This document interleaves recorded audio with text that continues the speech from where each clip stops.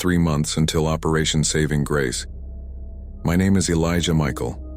I am 22, I have a wonderful girlfriend, and after 4 years of college, I got a dream job at NASA. My father is actually a chief scientist at NASA, so that made it a little easier to secure my job as an assistant scientist. My dad was always very outgoing and funny, always the goofy dad everyone loved. However, after he was promoted 10 years ago, work became his #1 priority. He would work for days on end, staying overnight in the lab. It became a huge problem for my mother, and almost divorced him. My dad would say, though, that what he was working on was bigger than this household, and that the implications of his work could save the human race. She tried to ask what was so important, but the response was always, "It's classified. If I told you, I'd have to kill you." This doesn't mean I hated my dad. In fact, I always respected him more for sacrificing everything for the human race. My siblings and my mom never agreed. She tried taking me from my dad to live with my grandma when I was 15. I resisted. My siblings left us, but I stayed. Me and my dad still had a special bond, and he always found a way to make time for me, despite his work. When I turned 18, I went to my local college and studied astrology for 4 years. Just last week, I was accepted for a job at NASA. I quickly earned my security clearance and was respected because of my status as the boss's son. I didn't mind, as it just boosted me up the NASA food chain. However, this morning, I was given the offer of a lifetime by my father himself. "I want you to be the first man to travel back in time," he told me as I walked into his office to say good morning. I was immediately confused and thought he was joking. I've never heard of any time travel projects at NASA, and even it did exist. We could only go forward in time. "Nice one, Dad. I'm going to go get you some coffee now," I responded. "Close the door and sit down, son. We need to have a conversation." I was now more confused as I saw the serious look on my father's face. I complied with his orders and sat down. "Eli, I don't really know how to say this, so I'll just say it as bluntly as possible." I nodded. "Son, we made contact with alien life 3 years ago, and frankly, I believe they want to wipe us out."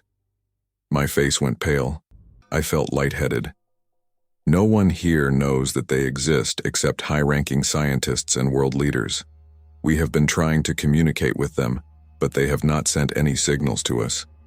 They live in a solar system 100 light-years away, and their knowledge of physics exceeds ours tenfold. His expression turned grim. They have managed to travel 30 times the speed of light. We still have no clue how. They have been on a direct path with our planet for 3 years now. They will arrive in 6 months. My mind raced with questions. How has no one talked about this? I was terrified. There is no way to combat this advanced species. It would be similar to modern-day militaries fighting united against cavemen. Fortunately, we have an escape plan. 10 years ago, our AI discovered that time travel, both ways, was very much possible for our generation to achieve. It said if we created a white hole, its insane mass would break time, per se. Depending on the mass, the further forward you go into the future. Now here's where it gets interesting. If you can construct a white hole with negative mass, you can travel back in time. We created a stable negative white hole 1 week ago. I experienced emotions of curiosity, excitement, terror, and nervousness. Our first thought was to transport our technology to historical geniuses like Isaac Newton and Albert Einstein, but we realized they would take too long to comprehend our technology, and that even with them, there is no chance we defeat the aliens. That took us to Plan B. We send our race back in time with our technology to continue to develop until the aliens invade again, then going back in time again until we have developed strong enough technology to defeat the aliens. This is not a foolproof plan, as maybe they can time travel too, or there's a chance we travel to an inhabitable parallel universe, but it's all we have. I responded with, "This is mind-blowing, but why are you telling me this?" His response shocked me. He restated the first statement of our conversation. "I want you to be the first man to travel back in time. In 3 months, you will step into the white hole for 3 hours, then come back to report your findings. This is a joke, I yelled. The gravity of the situation at hand set in. I'm afraid not, son. If you're not up for it, it's okay. But I thought you would want this job. I mumbled out something like, okay, I'm in, Dad. And the next 3 months became a blur. 1 week until Operation Saving Grace. How did I get here? I asked myself that at least 1,000,000 times sitting in the acceleration pod. The white hole actually isn't white, which is weird. I can't actually see it because of its extreme negative mass. The loud countdown made it hard to hear anything. At 20 seconds, however, a voice came through the intercom, my dad's voice. I love you, Elijah.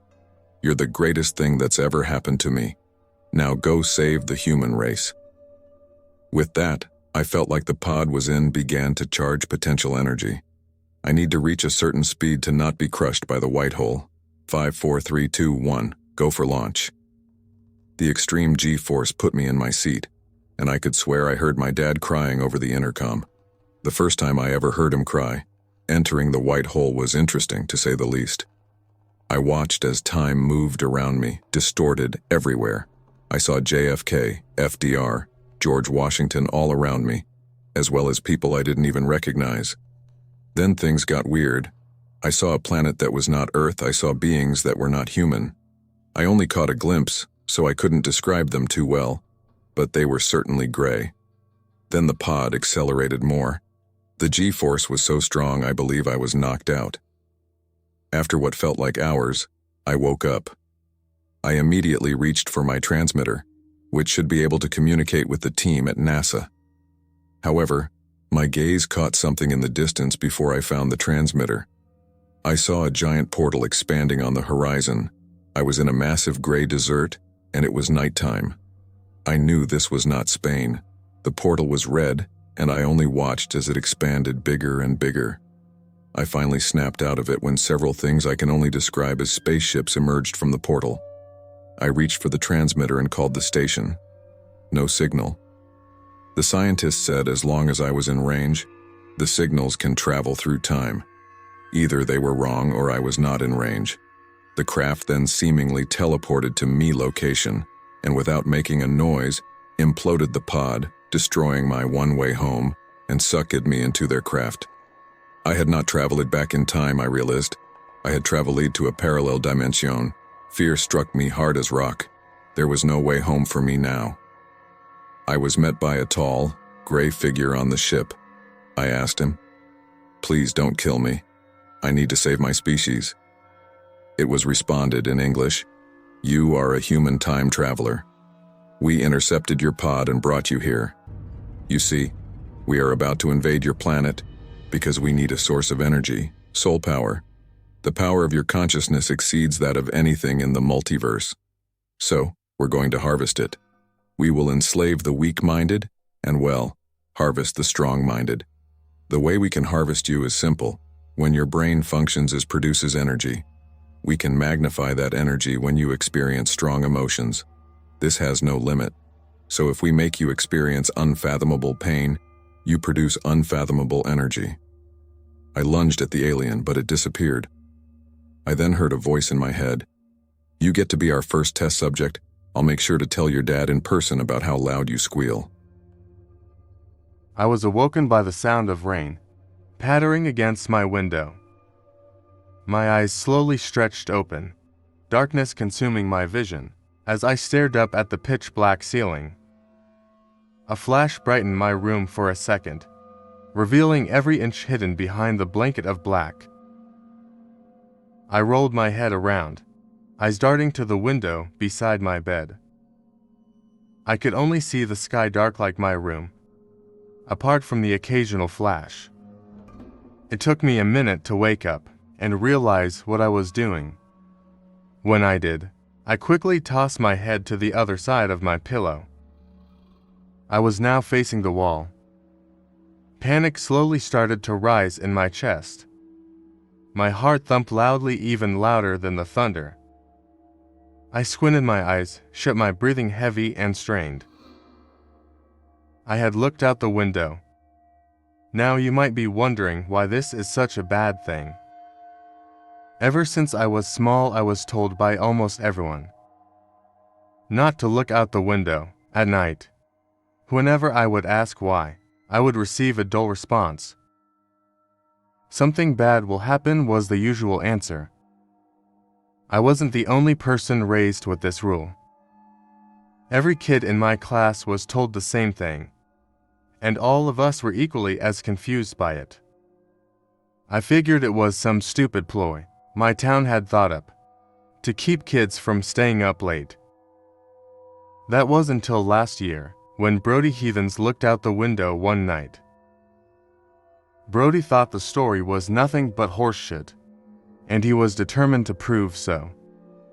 He told the entire school that he would look out his window that night and tell us what happened. The next morning, we were all excited, thinking that Brody was as brave as can be, going against our communal rule. I was excited to be at school the morning. I couldn't wait for Brody to arrive and report on what had happened. He was late that day. He came into class looking tired, pale and sickly. At lunch, we all rushed to ask him what happened. He didn't say anything, only looked down at the pitiful ham sandwich in his hands. No matter how many times we asked or how loud we asked, he wouldn't answer. A few people were worried, but most brushed this off, thinking that he was playing a joke. I didn't think he was joking. He looked genuinely affected. He was quiet that whole day, which was more than shocking, as Brody had always been a loudmouth who struggled to keep it down during lessons. I don't think he spoke a word that whole day. He didn't come to school the day after or the day after that, or any day for the entire week. By now everyone was concerned. On the second week of Brody not coming to school, we were all called into the assembly hall. There, the school confirmed that Brody had committed suicide and that there would be a ceremony for him in the gym. During lunch, the school was silent that day. Only the muffled sobs of Brody's mourning friends filled the halls. We all knew that whatever he saw out the window that night must have driven him to do this. People's curiosity refused to let them leave the topic alone. Suzanne Walters was next. She looked out her window one night and hung herself less than a week later. Then it was Jack Richmond. He looked out his window too, and had shot himself in the head with his dad's rifle. 3 days later, 3 deaths in 1 month. Everyone was terrified, and we all knew that something was causing them to do this. Something was torturing every person that looked out their window at night. I vowed that I would never do it, but now I had. I lay silent in my bed. The sound of rain grows steadily louder. I waited for something to happen, but nothing did. After a few minutes of sweating and laying still as a statue, I rolled my head back out, peering back out to the sky. I started to calm down. It wasn't so scary, dark, but not scary. A confident feeling rose in me. I'm not sure why or how this feeling began, but it was impossible to ignore. I lifted myself up from my mattress, my sheets sticking to my sweat-stained back. I poked my head over the side and looked out the window. There was nothing there. A few dim street lights flicked in the darkness, and a flash of lightning would illuminate the street, revealing nothing but puddles of rain and blacked-out houses resting peacefully beside the sidewalk. Stupid, I chuckled to myself, turning my head to flop back down into my comforter. But something caught my eye, and just as I moved my head, something was sitting in the corner of my room. I felt my heart freeze and stop. It was still pitch black in my room, so I couldn't tell what it was, but it looked like a person. They sat on the floor, knees pulled up to their chest, hands clutching their legs as their head was bowed low, face hidden behind their thighs.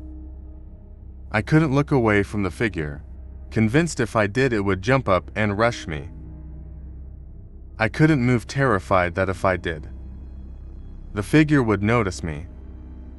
Slowly the figure began to raise its head, bright orange eyes, peering at me through the thick darkness. A cracking sound followed, in pursuit. The figure rose to its feet. Once it was fully stood up, it was up to my ceiling. I didn't know what to do at that moment. I slowly inched my head towards my pillow, gently resting it against the fabric. I rolled over slow as a snail, so I was facing my wall. The whole time the figure stayed still, just watching me with its beady orange eyes. I shut my eyes as tight as I possibly could. I couldn't stop the waterfall of tears from dripping down my face, although I did my best to be as quiet as possible, apart from the occasionally loud sniffle. I'm not sure how, but eventually I fell asleep. I woke up the next day. The sun beamed into my room and the figure was gone. I jumped out of my bed and ran downstairs. My parents were sitting in the dining room, and behind them stood the figure. I could see it fully now. Its skin was a dry, muted gray, and it had the little slits in its face for nostrils. Wispy tufts of hair crept out from its scaly scalp. It had a long, skinny body. I could see its ribs poking out of its stomach. It had short, stubby, almost dinosaur-like arms, with nails as long and as sharp as knives, protruding from its fingers. Its orange eyes glared at me while it smiled. Big and commercially white teeth poking out from its gray, chapped lips. "Mom," I muttered, baffled at how my parents couldn't see the figure looming behind them. "Yes, sweetie," she answered in a cheaper and unbothered tone. "What's up, bud?" asked my dad. The figure cracked its neck down, so its head was looking down at my father, eyes rolled up to the edges of its eyelids, gazing at me. "You're looking a bit pale," my dad said, worried. I wondered if I should tell them. It was obvious they couldn't see it. I choked down my fear and spoke with a hoarse voice. "I'm fine, just tried," I said. I sat down at the table. The thing looked at me the entire time I ate. I followed me to school, diving behind cars and trees every time I tried to look at it. I sat down in class. The thing was standing at the back of the class, watching me. The hair stood up on the back of my neck. Its eyes felt like they were stabbing me. My friend Dave sat down next to me during lunch. "Dude, are you okay? You've been quiet today," he said. I looked up at him. The creature was standing behind him, waving its knife, like fingers around in a strange pattern. Was this the thing that Brody had seen? The thing that drove him to kill himself?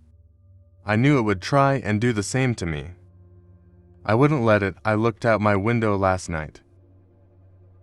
Dave went pale. "There's a creature following me now. Nobody can see it but me. I think it drives you to take your own life. I'm not sure why, but it won't do that to me." I looked up at the creature. It was now snarling at me. I reached its hand up and clapped it down on Dave's head. I watched Dave freeze, and his eyes slowly rolled to the back of his head, blood pouring from him along with his ears and mouth. I jumped to my feet, a nauseous pit rising in my stomach. Dave fell to the ground, staining the grass with cherry red blood. "Dave," I shouted. What? His voice came from behind me.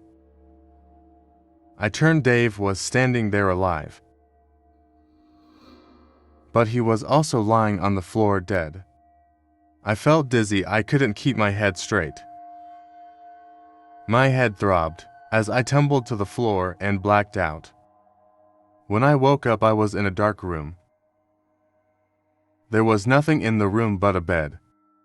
The creature was lying on top of me, face inches away from mine. I wanted to scream, but nothing would leave my mouth. Slowly the creatures bent down, drool spilling onto my face and into my mouth, choking me. He opened his jaw wide, his jagged white teeth ready to rip me to shreds. Alex, I opened my eyes. I was lying in a hospital bed, bandages wrapped around my temple, and N4 pumping fluids into my body. My mother was sitting beside me, clutching my wrist. You're awake. You're finally awake, she cried. What my dad said next made my blood run cold. Why would you drink that rat poison? What were you trying to do? Kill yourself. I looked up at the small window on my hospital room door. The creature stood there grinning, as its glowing orange eyes pierced right through me.